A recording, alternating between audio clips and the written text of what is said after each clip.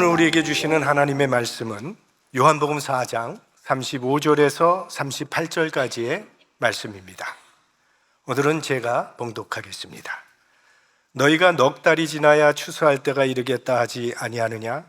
내가 너희에게 이르노니 눈을 들어 밭을 보라. 희어져 추수하게 되었도다.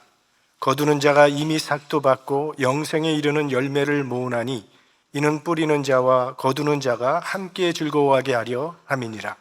그런즉 한 사람이 심고 다른 사람이 거둔다 하는 말이 옳도다. 내가 너희로 노력지 아니한 것을 거두러 보내었노니 다른 사람들은 노력하였고 너희는 그들의 노력한 것에 참여하였느니라. 아멘.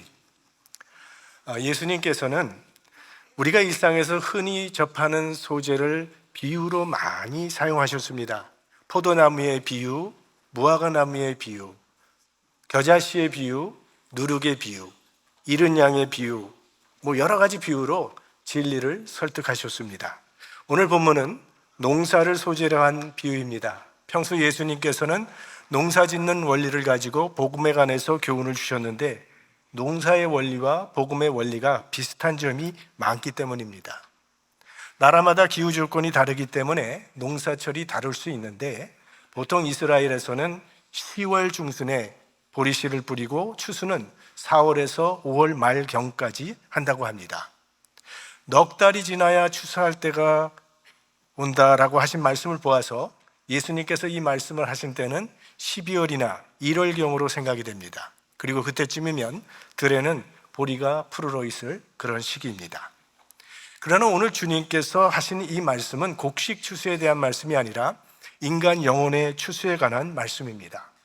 이 말씀을 하신 장소는 사마리아 수가라고 하는 동네입니다. 예수님께서는 그곳 우물가에서 한 사마리아 여인을 만나 긴 대화를 나누게 되셨는데 그 만남을 통해서 그 여인은 예수님을 그리스도로 고백하는 심령의 변화가 일어났습니다. 그러자 그 여인은 물동이를 버리고 동네로 뛰어들어가서 힘차게 증거했습니다. 보라, 이는 그리스도가 아니냐. 그래서 그 여인의 증언을 들은 수가성에 있는 사람들이 지금 예수님을 만나려고 보리밭 사이를 지나 오고 있는 겁니다.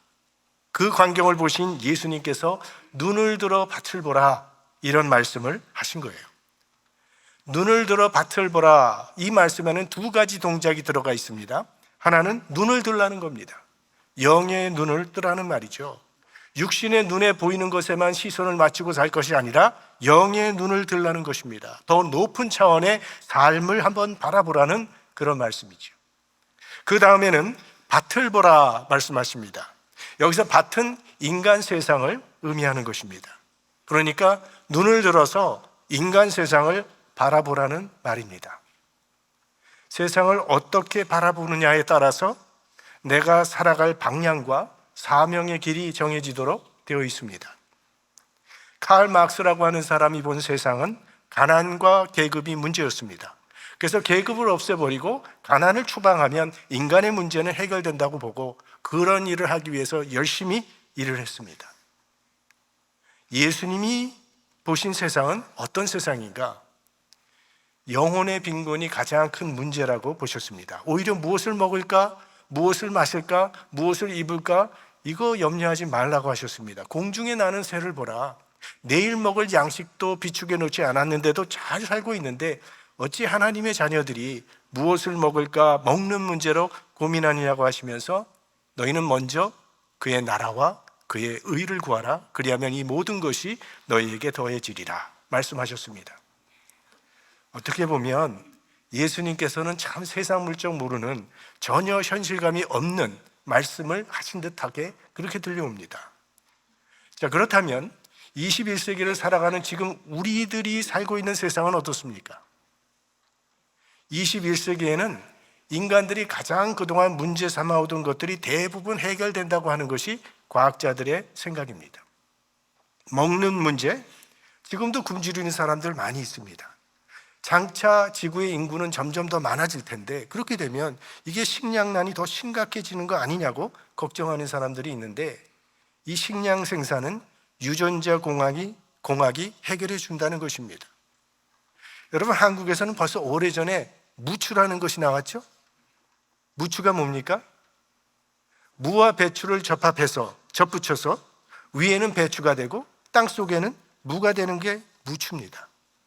그러니까 땅은 절반이고 생산은 2배로 하는 것이 아무런 문제가 안 된다는 거예요. 우리가 원하기만 하면 딸기 하나만 먹어도 한 끼가 해결될 정도로 큰 슈퍼 사이즈 딸기도 얼마든지 만들 수 있습니다. 소나무에서도 우리가 원하는 열매를 얻고자 하면 그렇게 할 수 있는 기술이 있다는 거예요. 그러니까 이 일용할 양식의 문제는 분배의 문제지 언제나 생산의 문제는 아니라는 거죠. 그 다음에 의학 분야입니다. 유엔은 이미 2015년도에 평균 수명 자료를 근거로 해서 우리 연령 분류를 재정립했습니다. 0세에서 17세는 미성년에 속합니다. 18세에서 65세는 청년에 속해요. 저도 청년이에요. 그러니까 66세에서 79세까지는 중년입니다. 아마 여러분들 어그리 하실 거예요. 그리고 80세에서 100세까지가 노년, 그리고 100세 이상을 장수노인이라고 그렇게 구분을 했어요. 지금 태어나는 아이들의 절반가량은 평균 예상 수명이 105살이라고 합니다. 그러니까 앞으로는 100세에 죽었다고 하면 한참 아까운 나이 죽었다고 할 때가 온다는 겁니다. 이제는 인공지능을 통해서 질병을 치료하는 방법이 계속 개발되고 있기 때문에 과거에는 고치지 못했던 질병을 얼마든지 고칠 수 있는 날이 온다는 거예요. 그 다음에 과학 분야입니다. 옛날 사람들은요, 사람이 공중을 날아다닌다는 것은 상상도 하지 못했고 꿈도 꾸지 못했습니다. 지금은 비행기 여행은 일상화된 지 오래죠. 자, 우주 여행을 일반인들은 생각을 못했어요. 그런데 작년에 이 우주 관광 기업인 버진 갤럭틱사에서 민간인 3명을 태우고 이미 우주 관광을 다녀왔습니다. 여러분, 45만 달러만 준비하면 90분간 우주 관광 즐길 수 있어요. 그 티켓 800명이 이미 구입을 했습니다. 지금은 사실은 우주 비행 비용이 좀 비싸기 때문에 일반인들은 엄두를 내지 못하고 있지만 이제 앞으로 언젠가는요, 이 우주 여행이 일반화되어서 여행사들마다 우주 왕복 티켓 할인 판매 경쟁을 벌일 때가 올 겁니다. 누가 합니까? 우리가 단체로 우주 관광을 할 날이 오게 될지. 자, 그러면 21세기의 문제는 무엇인가? 예수님께서 보신 영적 빈곤의 문제는 21세기에도 여전히 해결되지 않고 있습니다. 무리를 보시고 목자 없는 양 같다며 불쌍히 여기시던 그 영적 빈곤의 문제는 더 심각해지고 있습니다. 과학적 지도자들은 무수히 쏟아나오고 있는데 영적 지도자는 점점 더 빈곤의 상태에 빠지고 있는 가운데 있습니다. 그런 세상이 된다면 우리 인간들이 그렇게 자랑스럽게 생각하는 엄청난 과학의 힘이 과연 위대한 창조를 이룰 것인가, 아니면 인류를 파멸로 몰고 갈 것인가? 눈을 들어 밭을 보라. 영의 눈을 뜨고 인간 세상을 바라보라는 말씀입니다. 예수님은 이 세상을 바라보시고 휘어져 추수하게 되었다 말씀하십니다. 농사의 원리 가운데 대단히 중요한 것이 시기라고 합니다. 때를 놓치지 말아야 한다는 거예요. 봄에는 씨를 뿌려야 합니다. 만약에 씨 뿌릴 시기를 놓치면 나중에 뿌려봐야 먹을 수 없게 된다는 거예요. 또 추수할 때도 시기가 대단히 중요하죠. 벼가 익어갈 때 농부들이 가장 두려워하는 것은 기후라고 합니다. 가을이 성큼 다가왔는데 우박이라도 한번 내려버리면 1년 수고한 농사가 다 헛것이 되기 때문이에요. 그래서 때를 놓치지 말고 재빠르게 추수를 해야 합니다. 그러한 우리 주님의 긴급한 마음이 오늘 본문에 나오고 있습니다. 35절 말씀 같이 보겠습니다. 너희가 넉 달이 지나야 추수할 때가 이르겠다 하지 아니하느냐? 내가 너희에게 이르노니 눈을 들어 밭을 보라. 휘어져 추수하게 되었도다. 여기서 주님이 말씀하신 추수라고 하는 것은 믿지 않는 사람들을 예수님께로 인도하는 행위를 말합니다. 내가 보니 세상이 휘어져 추수하게 되었도다. 이게 주님이 보신 세상의 현실이라는 거예요. 빨리 거두어들이지 않으면 떨어지는 곡식이 될 수밖에 없는 추수 때에 지금 우리가 살고 있다고 말씀하시는 것입니다.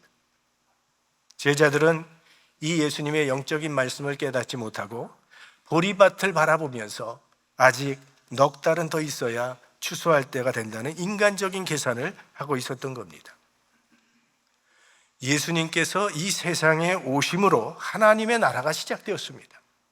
예수님께서 이 세상에 오심으로 하나님의 나라로 사람들을 인도하는 영적 추수기가 시작된 거예요.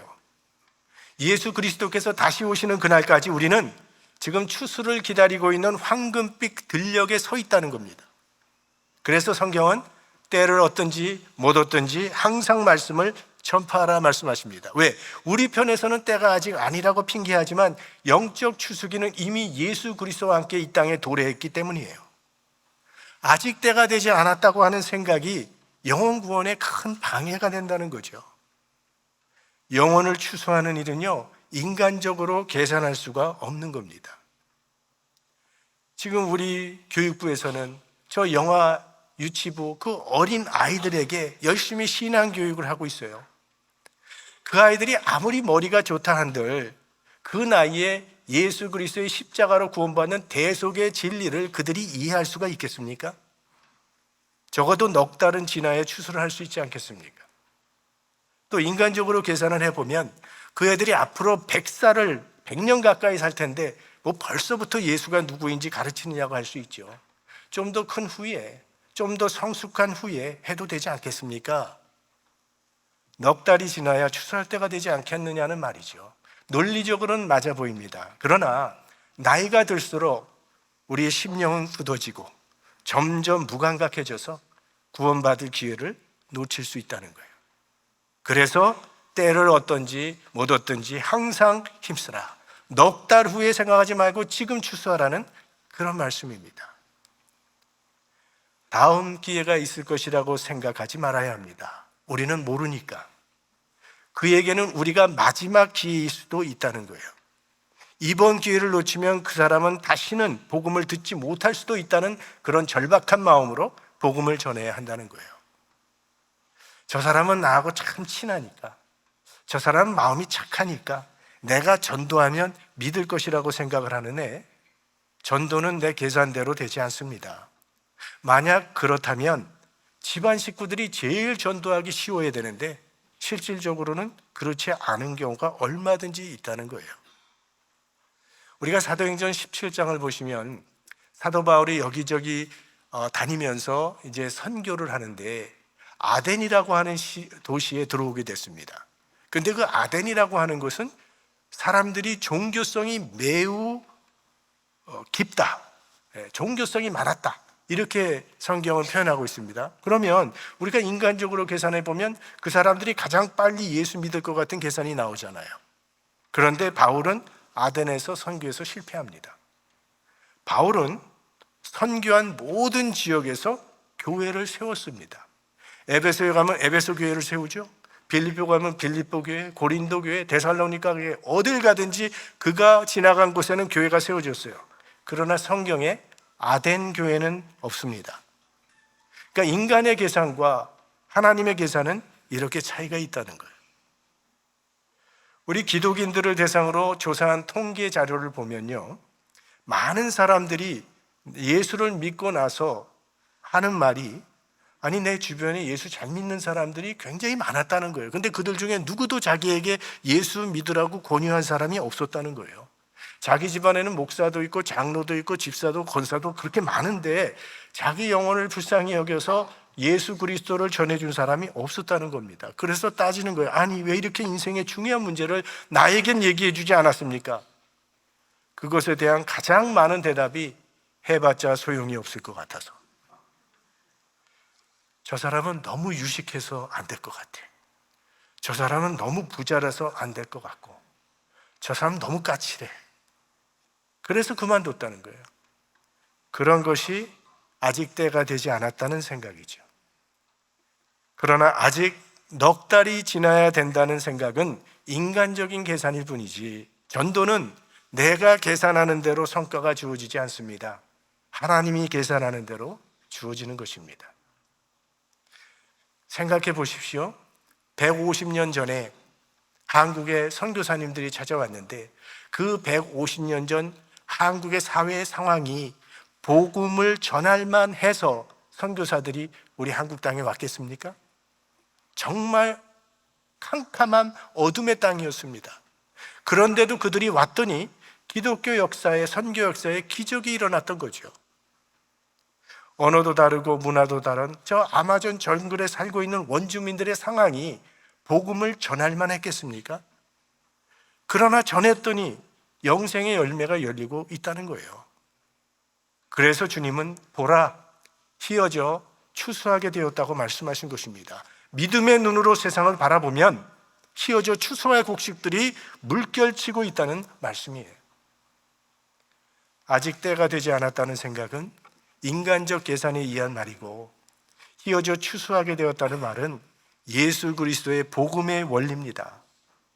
그러므로 내가 무슨 말을 해서 저 사람을 설득할 것인가 걱정하지 마시고, 내가 전도하는 사람은 언젠가는 반드시 예수 믿을 것이라는 확신을 가지고 전도하시기를 바랍니다. 이 농사의 원리 가운데 또 하나는 땀을 흘린 수고한 만큼 추수할 것이 생긴다는 겁니다. 내가 얼마나 땀 흘려 수고했는가 하는 것은 추수하는 시기가 되면 그대로 드러납니다. 콩을 심으면 콩이 날 거고, 팥 심으면 팥이 납니다. 많이 심으면 많이 거둘 것이고, 적게 심으면 적게 거둡니다. 심은 대로 거두도록 되어 있어요. 농부들은요, 뜨거운 여름철 그 강력한 햇볕 밑에서 이마에 땀을 뻘뻘 흘리면서 밭에 나가서 일을 합니다. 온몸이 새까맣게 타는데도, 몸이 피곤해 죽을 지경인데도 그러나 해야 합니다. 그래야 가을에 추수할 것이 있기 때문에. 땀을 흘려야 할 시기에 시원한 나무 그늘 아래 앉아서 먹고 마시고 낮잠만 자고 있으면 가을이 금방 닥칩니다. 그게 우리가 어릴 때부터 배웠던 개미와 배짱이의 교훈 아니겠습니까? 하나님의 일도 마찬가지입니다. 땀을 흘려야 할 때 땀 흘리지 않으면 추수할 열매가 없습니다. 우리 시편 기자가 참 좋은 말씀을 줬죠. 같이 볼까요? 눈물을 흘리며 씨를 뿌리는 자는 기쁨으로 거두리로다. 우리는 모두 하나님의 농장에서 농사전 짓는 일꾼들로 부름받은 사람들이에요. 땀을 흘려야 할 때 땀 흘려야 기쁨으로 곡식단을 거두게 되는 것입니다. 이 복음의 역사에는 씨를 뿌리는 사람이 있는가 하면 거두는 사람도 있다고 주님께서 말씀하십니다. 36절부터 보면 거두는 자가 이미 삭도 받고 영생에 이르는 열매를 모으나니 이는 뿌리는 자와 거두는 자가 함께 즐거워하게 하려 함이니라. 그러즉 한 사람이 심고 다른 사람이 거둔다 하는 말이 옳도다. 여기 뿌리는 자 혹은 심는 자라고 하는 것은 복음을 증거하는 사람을 말하는 것이고, 거두는 사람이란 영생의 열매를 수확하는 사람을 말하는 거예요. 그런데 대개 우리들은요, 우리가 뿌리고 우리가 거두기를 원한다는 거예요. 그래서 내가 전도한 사람이 주님을 영접할 기미가 보이지 않으면 실망하고 낙심하기 쉬운데, 오늘 주님께서는 복음을 뿌리는 자와 열매를 수확하는 자가 다를 수도 있다고 말씀하고 계십니다. 지난 주일 예배 때 저희가 다녀온 저 아마존 산타 실비아 마을에서 조금만 더 올라가면 에콰도르 국경이 나오고, 바로 그 에콰도르 아마존 지역에서 짐 엘리엇이라고 하는 선교사가 순교당했다는 말씀을 드렸습니다. 짐 엘리엇이라고 하는 사람은 시카고에 있는 위튼 칼리지를 수석으로 졸업한 인재입니다. 근데 그 사람의 마음에 하나님께서 에콰도르에 있는 한 부족을 품게 하셨어요. 그 부족의 이름이 아우카 부족이라고 하는 족속입니다. 근데 이 아우카족은요, 외부인이 나타나기만 하면 죽여버리는 아주 위험한 미종도 정적이었습니다. 그런데 거기를 선교하고 싶었던 거예요. 그래서 짐 엘리엇과 4명의 동료들이 오랜 시간 훈련을 하고 오랜 시간 준비를 마치고 드디어 아우카족이 살고 있는 마을에 들어갔는데, 들어가자마자 복음을 전하기도 전에 그들의 창에 찔려 살해당했습니다. 5명이 몽땅. 총망받던 인재들이 목숨 잃자 당시 시카고 신문에서는요, 얼마나 불필요한 낭비인가, 이런 기사 제목을 가지고 선교를 비판하는 기사를 썼습니다. 그때 짐 엘리엇의 아내가 되는 엘리자베트 엘리엇이 이런 말을 했어요. 내 남편의 죽음은 낭비가 아니었습니다. 그는 전생애를 이것을 위해 준비했던 사람입니다. 바로 이 시간을 위해 살아왔던 사람입니다. 그는 하나님께서 주신 자신의 책임을 수행하고 생애 목표를 달성하고 죽은 행복한 사람입니다. 이렇게 얘기를 했어요. 그리고 짐 엘리엇이 순교한 지 1년 후에 엘리자베트 엘리엇이 바로 그 아우카족 마을로 들어갔습니다.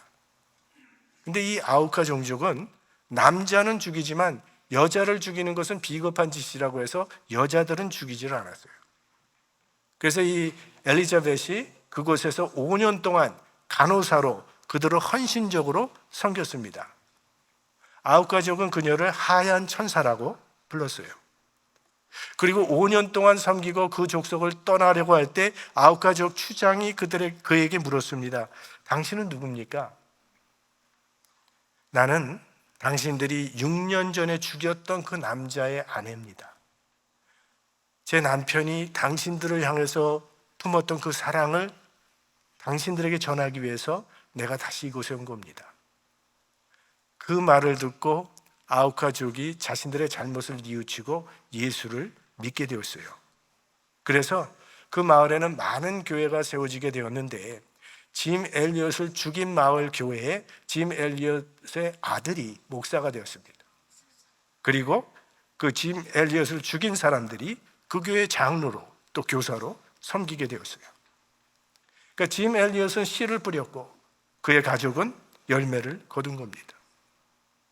내가 뿌린 복음에 대한 열매를 지금 당장 거두지 못할지라도 절망할 필요가 없어요. 내가 복음의 씨를 일단 뿌리기만 하면 주님께서는 누군가를 통해서 반드시 그 열매를 거두실 것이기 때문입니다. 우리는 복음의 씨를 뿌리는 자로 혹은 거두는 자로 부름을 받았습니다.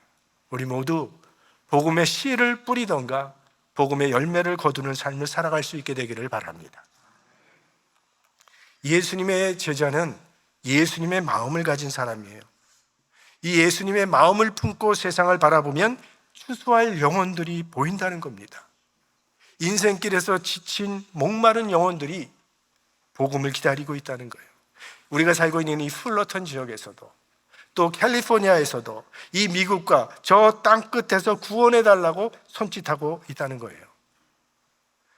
우리는 넉 달이 지나야 추수할 때라고 생각하지만 예수님께서는 눈을 들어 밭을 보라 희어져 추수하게 되었다고 말씀을 하십니다.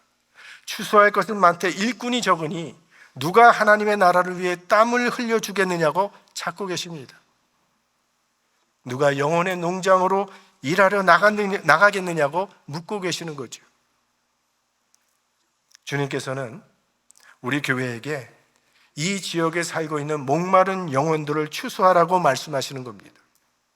저 아마존 정글에서 문명의 혜택을 받지 못하고 살아가는 불쌍한 원주민들을 너희 교회가 추수하라 하십니다. 저 니제르에 있는 목자 없는 양 같은 영혼들을 너희 교회가 추수하라 말씀하고 계십니다. 복음의 열매를 추수하려면 몇 종류의 사람이 필요합니다. 맨 앞에 나가서 눈물로 씨를 뿌리는 사람이 있어야 되고 뒤에서 그런 일을 할 수 있도록 도와주는 사람이 있어야 되고 또한 열매를 거두는 수확하는 사람이 있어야 합니다. 그래서 38절 말씀 우리 다 같이 보겠습니다. 내가 너희로 노력지 아니한 것을 거두러 보내었노니 다른 사람들은 노력하였고 너희는 그들의 노력한 것에 참여하였느니라. 여러분, 가끔 우리가 이 기러기들이 떼를 지어서 하늘을 날아가는 것을 보게 됩니다. 그런데 이 기러기가 무리를 지어서 하늘을 날아갈 때는 반드시 V자형으로 날아갑니다. 그래서 V형, V진영 혹은 V 포메이션이라고 이렇게 부르죠. 근데 그렇게 날아가야 되는 이유가 있답니다. 그렇게 날아가야만 장거리를 무난하게 날아갈 수 있다는 거예요. 제일 힘든 거는 맨 앞에 있는 기러기가 제일 힘듭니다. 왜? 온몸으로 바람을 다 맞으면서 가야 되니까. 그리고 점점 뒤로 갈수록 힘을 적게 받게 됩니다. 그래서 맨 앞에 있는 기러기와 맨 뒤에 있는 기러기는 힘의 차이가 약 71%나 난다고 해요. 그리고 기러기들이 날아가면서 소리를 지르는데 주로 맨 뒤에 있는 기러기들이 계속 윙윙거리면서 시끄럽게 소리를 내면서 가는데 그 소리는 맨 앞에 있는 기러기를 격려하고 응원하는 소리라는 거예요. 잘 날아가라고, 고맙다고. 오늘 우리는 하나님께서 우리에게 맡겨주신 선교의 사명을 감당하기 위해 기도하며 선교 헌금을 봉헌했습니다. 우리의 땀과 기도와 희생의 열매를 드렸습니다. 우리가 기억해야 할 것은 현지의 앞장선 선교사들이 가장 힘든 일을 하고 있다는 사실이에요. 전방에 있는 선교사들을 위해서 후방에 있는 우리들이 기도와 물질로 응원하고 격려할 때에 우리들도 그들의 사역에 참여하는 은총을 누리게 되는 거예요. 주님이 하신 말씀처럼 다른 사람의 노력에 우리가 참여하게 된다는 거죠.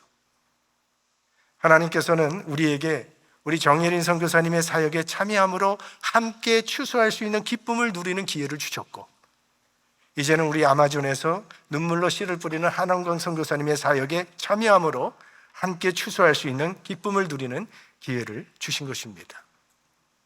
우리 교회와 또 여러분 교인 한 사람 한 사람이 하나님의 농장의 한 모퉁이를 신실하게 담당하는 그리스도의 일꾼들이 모두 되시기를 주의 이름으로 축원합니다.